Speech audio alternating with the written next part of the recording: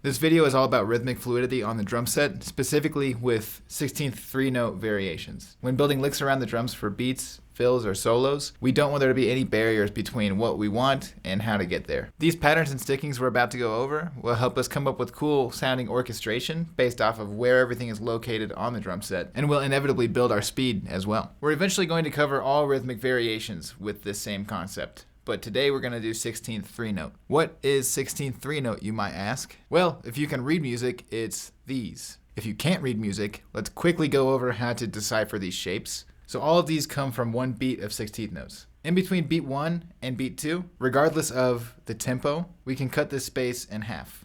And if we cut it in half, that's the 8th note, 1 and 2. Once we add the 8th note in the middle, we now have 2 spaces. And if we cut those spaces in half, we get the 16th note partials, E and So 1, E, and 2. That's as many notes that we can fit in between 1 and 2 using 16th notes. 3-note variations take one of those 16th notes out, leaving us with 3 notes and a 16th note space. Because the space in between 16th notes is constant, 3 notes altogether should sound the same no matter what, with no context. But with context, which is beat 1, they all sound very unique. First, we want to get really familiar with these shapes and how they sound without making the spaces in between the notes too big or too small. When they're too small, that's what we call crushing. And when they're too big, that's just being slow. So play them with whatever sticking feels comfy right now, or even clap. Do whatever you need to do just to get these rhythms out. We want to do this with a metronome, starting slow. And then once everything is perfect and comfortable, we bump up 5 clicks at a time. It helps significantly to count them out loud. If you can count them, you can play them. I'm going to set my metronome to 80 beats per minute. I'm going to clap out these rhythms and count them so you can hear what they sound like, and you can do it with me.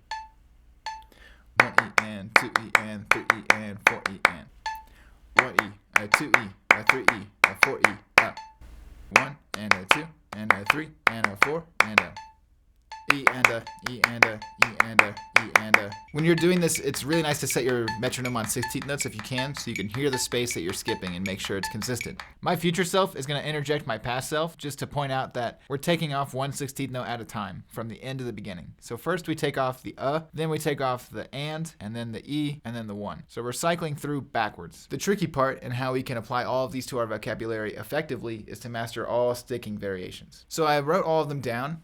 Here they are. You'll notice that there is R's and L's and F's. R is your right hand, L is your left hand, F is your foot. We're just gonna stick to 3 limbs for this for now. The exercise I'll be using for this video is one I wrote that I use with all of my students. You can get it for free on my website. There's a link in the description for the PDF file. Before we go to the drum set and move things around and use our foot, we're just gonna master the stickings with our hands on the pad. To make everything work much faster, I recommend doing every permutation on each rhythm by itself first before blending everything together. So I'm gonna go through them all real quick with just the first rhythm.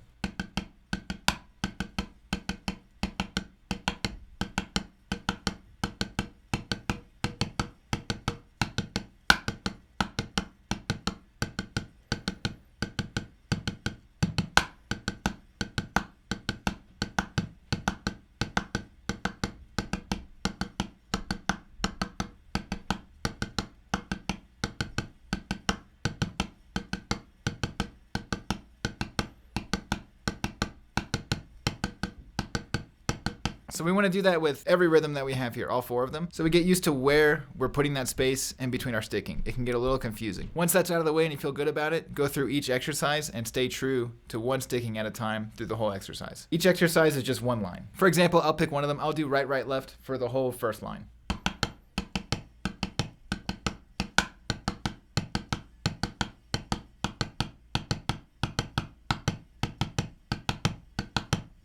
So you want to keep one sticking for the whole exercise and then start over and do it with the next sticking. You want to go through all, 12 stickings, I think? So next we have exercises that have check rhythms. Check rhythms are just straight 16th notes before we do the actual variation. Setting up these rhythms with a check helps us with timing in our brains. So it's not just for our hands, it's so we're able to hear 16th notes in our head while we play, so we're not guessing if we're too fast or too slow. Don't skip the exercises with check rhythms. Do them more than anything else. For now, I recommend doing checks with just right, left, or diddles, right, left, left. You can do like anything for check rhythms. Anything from like the first page of stick control is perfect. But let's just keep it simple at first to get this exercise out of the way. I'll do right, left, left.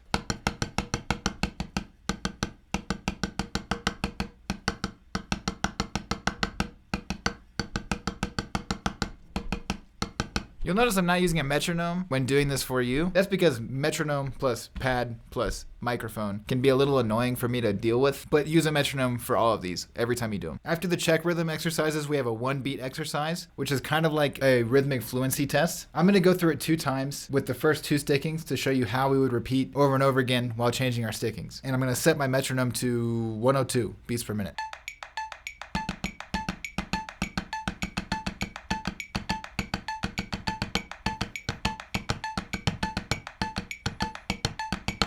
The last exercise you'll see on there is the same thing, but triple double. So our check is triplets, and then our variations are these 16th notes. I'm not going to go over that right now because I'm going to make a whole video about triple double, but if you wanted to try it, if you can program your metronome to go on triplets and 16th notes every 2 beats, do that. So as you go through it, just make sure your triplets aren't turning into 16th notes or that your 16th notes aren't too fast or too slow. Okay, now we're on the drum set. What we're about to do, you can do on a pad still just by using your hands and then tapping your foot. But I'm on the drum set just because it's more fun. I'm going to start out by playing these patterns on just the snare, my foot on the bass. Here are all the new variations that have your foot involved. If I counted right, now there's 19 more variations. We have with our right starting, our left starting, our foot starting, and I think every combo in between, at least enough to get around. I'm going to go through just the first rhythm, all of these new variations.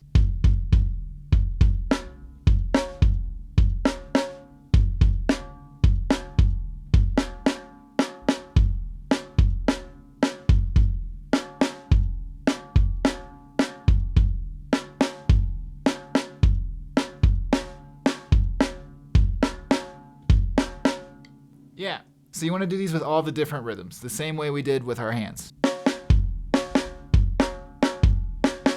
Every new variation you do is just going to help you. The new variables when we go to the drum set, other than just adding our foot, which is a big variable, as we start to move around the drums, now we have to consider the flow of what we're doing. Flow in this case is how I'm moving from one drum to the other. So if I'm playing just with my hands, let's say I'm just doing the first rhythm, right, left, right, and I move around the drums. I want the movement around the drums to be natural. So I'm not shooting from drum to drum like a robot, but more so floating from drum to drum, like how a ball would naturally bounce on these surfaces. Here it is if I do it bad. And here's what we want. The way we achieve that is thinking of how one hand is moving in the air. For example, when I'm doing right, left, right, as soon as I play my left hand, I'm done with my left hand on the snare, I'm gonna start moving it to the next drum. My stick has to come up anyway, so while it comes up, I'm just gonna be moving it to my next surface. Same with my second right hand, right, left, right, and its stroke is coming up and moving to the next drum.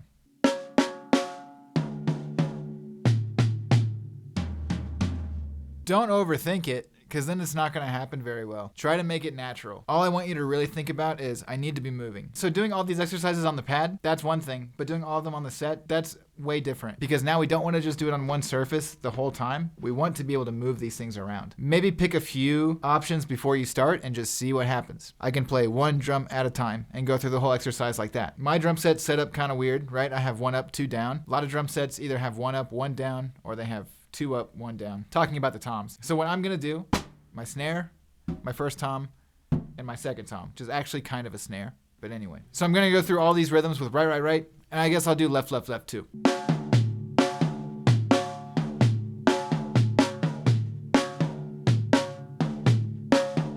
This is gonna build up our rhythmic fluency around the drum set. So if I have a sound in mind, I don't have to think about how I'm actually gonna make that happen. Eventually, we don't have to even think that much. Playing rhythms around the drums and making them sound good will come to us as fast as words come to us when we're talking. We want to turn this into a language. So I'm going to show you why we do this. I'm going to play some of these rhythms around the set, and I'm not going to think about anything.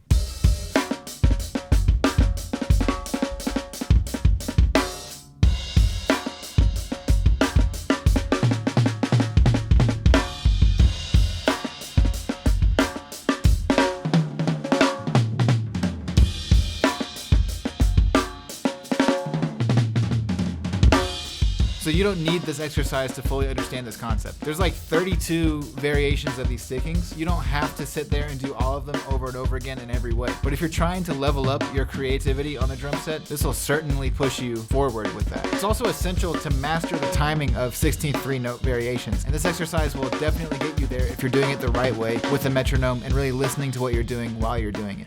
If you liked this video, please hit the like button and subscribe. Leave a comment about anything you saw in this video, or if you want me to cover anything in depth in the future. I have more videos that you can watch about technique and concepts on drums, and many more are on the way. Don't forget to click the links in my description. That'll take you to the free PDF exercise for today's video, as well as my website that has links about lessons, Relaxed Velocity merch, and my music. All right, see ya.